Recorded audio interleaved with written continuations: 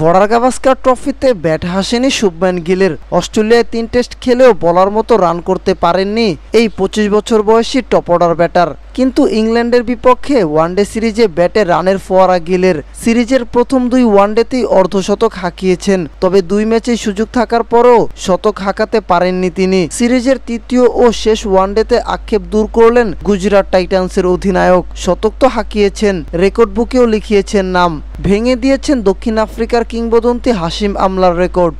বুধবার আহমেদাবাদে সিরিজের শেষ ওয়ানডেতে টস হেরে ব্যাট করছে স্বাগতিক ভারত। এদিন ভারতের হয়ে রোহিত শর্মার সঙ্গে ইনিংসের উদ্বোধন করতে নেমে দারুণ এক শতক হাঁকিয়েছেন শুভমান গিল। আদিল রশিদের বলে আউট হওয়ার আগ পর্যন্ত মাত্র ১০২ বলে ১৪/৪ ও ৩/৬-এ ১১২ রান করেন এই ডানহাতি। ক্যারিয়ারের ৫০তম ওয়ানডে ইনিংসে ৭ম শতক হাঁকিয়েছেন গিল। সেই সঙ্গে ওয়ানডে ক্যারিয়ারে ২৫০০ রানের মাইলফলক স্পর্শ করেছেন। ওয়ানডে ক্রিকেটে সবচেয়ে কম ইনিংসে ২৫০০ রান পূর্ণ করার পুরনো রেকর্ডটি ভেঙে দিয়ে নতুন বিশ্ব রেকর্ড গড়েছেন গিল।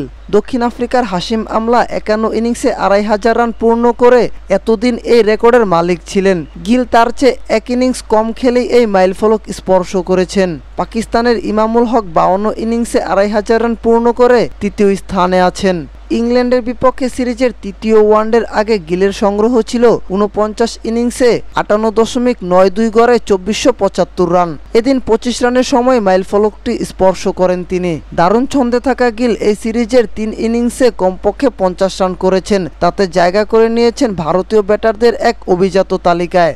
সপ্তম ভারতীয় ক্রিকেটার হিসেবে ৩ ম্যাচে ওয়ানডে সিরিজে টানা ৩ ইনিংসেই কমপক্ষে ৫০ রান করার কৃতিত্ব দেখালেন ওয়ানডে ফরম্যাটে রোহিত শর্মার এই ডেপুটি।